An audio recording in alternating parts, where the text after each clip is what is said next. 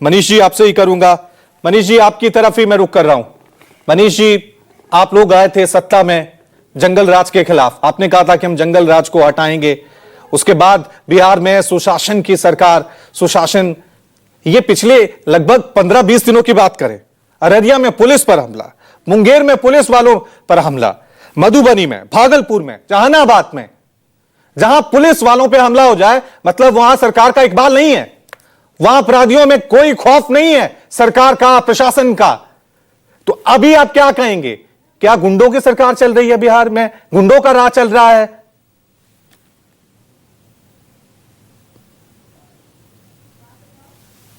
रवि जी, बिहार में आदरणीय नीतीश कुमार जी बिहार के मुखिया हैं और अपराध और अपराधी से बिहार में कोई समझौता नहीं।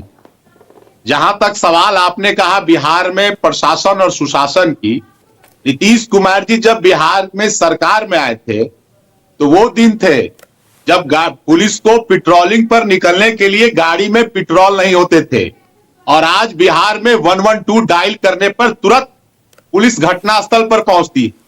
जहां तक जो मुंगेर और अररिया की घटना है, बिल्कुल हम ये स्वीकार करते हैं, ये चुनौती है और इस चुनौती को हम स्वीकार करते हैं।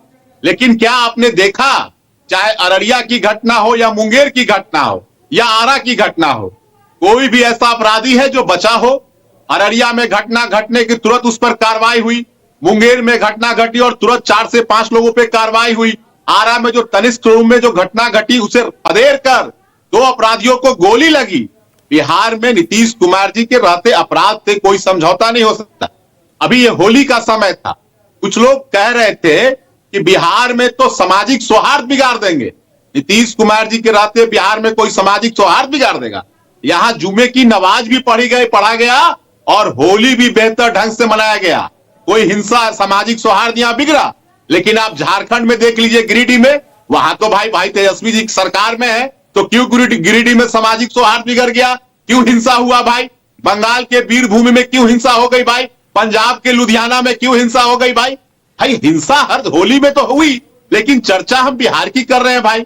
वहां तो भाई तेजस्वी जी की सरकार है झारखंड में, तो वहां कोई उस प्रकार की घटना हुई? सवाल है कि नीतीश कुमार जी के रहते कोई अगर अपराधी नहीं, अभी मैं सुन रहा था अमिताभ जी को, उन्होंने कहा कि पुलिस का भय खत्म हो गया। जरा एक अपराधी का नाम बता दीजिए जो अपराध कर कर बिहार में खुलेआम घूम लेगा? है किसी में हिम्मत? पहले बिहार में बाहुबली और माफिया और साहेब होते। मनीष जी आप कह रहे हैं किसी में हिम्मत? ये जो 2 एसआई की हत्या हुई हैं, ये अपराधियों में हिम्मत का ही खेल है ना, कि वो पुलिस वालों से भी नहीं डरते हैं और पुलिस पे हमला तो दूर, उनकी हत्या करके चले जाते हैं। अपराधियों की इतनी हिम्मत हो गई है कि वो पुलिस वालों से डरते ही नहीं है। बाद में आप जितनी मर्जी जांच बिठा लीजिए, कार्रवाई कर लीजिए, लेकिन किसी भी सरकार का खौफ, कानून का खौफ तब होता है जब अपराधियों में पुलिस का खौफ हो। बिल्कुल रवि जी, बिल्कुल खौफ है। मैंने तो आपको बताया कि पुलिस पे हमला देश के कई राज्यों में होते हैं, और अगर बिहार में भी हुआ है तो इस चुनौती को हमने स्वीकार किया। लेकिन आप ये देखिए ना कि कार्रवाई कितनी जल्दी हुई। चाहे अररिया की घटना घटी और उसमें पुलिस पे हमले, अगर किसी भी राज्य में पुलिस पे हमले हो तो कहेंगे कि सुशासन की सरकार है क्या? किसी भी राज्य में पुलिस पे हमले हो, पुलिस वालों की हत्या हो, फिर भी हम कह सकते हैं कि सुशासन की सरकार है। बिहार में रवि जी एसपी की हत्या हो जाती थी, ये वो बिहार का दौर देखा है बिहार। अच्छा, एसपी की हो जाती थी, अब एसआई की हो जाती थी, ये तर्क है? एसपी को दिन दिहाड़े बिहार में आप कह रहे हैं कि उस जमाने में एसपी की हो जाती थी, अब एसआई की होती थी। ये फर्क लाए हैं आप कानून व्यवस्था में। सोचते थे, नीतीश कुमार जी ने बिहार की तस्वीर बदली है। आज अगर रात के 2 बजे भी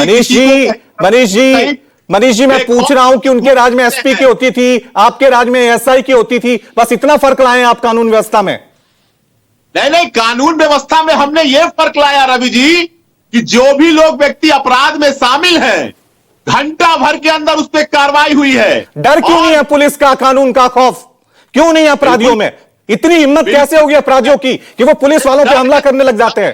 तो बता रहा हूं कि अगर कोई अपराधी है, अगर अपराध करके बिहार में घूम रहा है तो उसका नाम बता दीजिए। बिल्कुल खौफ है और डर है।